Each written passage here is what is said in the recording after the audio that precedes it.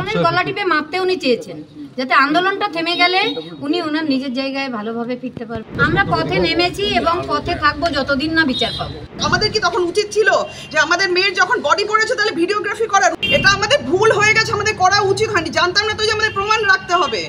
বারবার মিথ্যা কথা বলছে, এগুলো কেন, কিসের জন্য এগুলো? আন্দোলনের গলা টিপে মাপতে উনি চেয়েছেন, যাতে আন্দোলনটা থেমে গেলে উনি ওনার নিজের জায়গায় ভালোভাবে ফিরতে পারবেন। পুলিশ প্রশাসন, হসপিটাল প্রশাসন, সব প্রশাসনের তরফ থেকেই হয়েছে এটা। কিন্তু বলা হচ্ছে যে আজকে রাজ্য সরকারের আইনজীবী বলেছে 23 জন মারা গেছে আন্দোলনের জেরে। এটা কি এই ধরনের জিনিস কি আন্দোলনটাকে লঘু করা হচ্ছে? এক মাসে 23 জন কেন, অনেক 23 জন কেন, এক মাসে অনেক পেশেন্ট মারা যায়, ক্রিটিক্যাল পেশেন্ট। আন্দোলনের কি সম্পর্ক হতে পারে সেটা আমি মনে করি না। মুখ্যমন্ত্রী আন্দোলনকে ভয় পাচ্ছেন এই ধরনের কথা? আমি বলতে পারবো না, উনি কি পাচ্ছেন উনি জানবেন সেটা। দেখা গেল সুপ্রিম কোর্টের রাজ্যের আইনজীবী এরকম কথা বললে তাহলে মুখ্যমন্ত্রী আন্দোলন থেকে সরে আসতে বলছেন, এটা উনি আইনানুগ ব্যবস্থার উপর হুঁশিয়ারি দিচ্ছেন। আপনারা পথে নেমেছেন, মানুষের সাথে আমরা পথে নেমেছি এবং পথে থাকবো যতদিন না বিচার পাবো, এটাই বলতে পারি। পথেই থাকবো। যেভাবে মানুষের কান্না আপনাদের দেখে, সেটা তো আপনারা তো মানে একটা স্বতঃস্ফূর্ত প্রতিবাদ দেখছেন। হ্যাঁ, এখন মানুষের আন্দোলন উনি যদি প্রতিহত করে দিতে চান, আমাদের আন্দোলন করতে পারবেন না। আমরা বাবা মা হিসাবে আমরা আন্দোলন চালিয়েই যাব।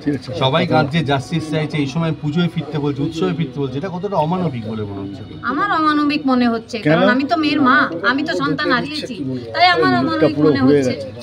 ভয় পাচ্ছেন আন্দোলন? মনে হয় যারা স্বতঃস্ফূর্তভাবে আন্দোলন করছে তাদেরকে এইভাবে যদি বলে তাহলে হয়তো সাধারণ মানুষ পিছনে সরে যাবে, সেই জন্যই উনি বলছেন এই কথা। সুপ্রিম কোর্টের শুনানির পরেই ওনার এই বিবৃতি, এটা কতটা?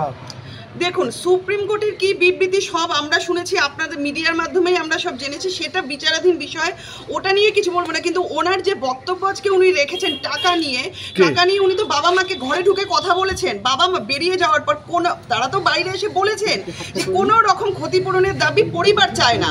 উনি প্রপোজাল দিয়েছিলেন কম্পেনসেশন একটা পায়, যেহেতু অন ডিউটি ডক্টর ছিলেন, তাই তখন আমার দাদা দিদি যারা ছিলেন তারা বলেছেন যে হ্যাঁ নেব ম্যাডাম, কিন্তু যেদিনকে আমার মেয়ে সুবিচার পাবে সেদিনকে আমি নিজে গিয়ে আপনার দপ্তর থেকে নিয়ে আসবো, এই কথাটা বলেছেন। কিন্তু তারপরে উনি বলেছেন পুলিশের তরফ থেকে কোনো টাকা দেওয়া হয়নি।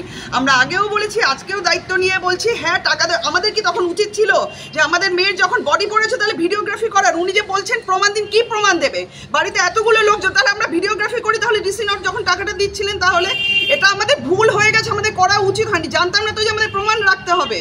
যদি রাখতে হতো প্রমাণ, জানতাম না, তাহলে আমরা ভিডিওগ্রাফি করতাম। মেয়ের বডিকে ছেড়ে, কান্নাকাটি ছেড়ে, পরিবার যখন ছিল তাহলে আমরা ভিডিওগ্রাফি করতাম।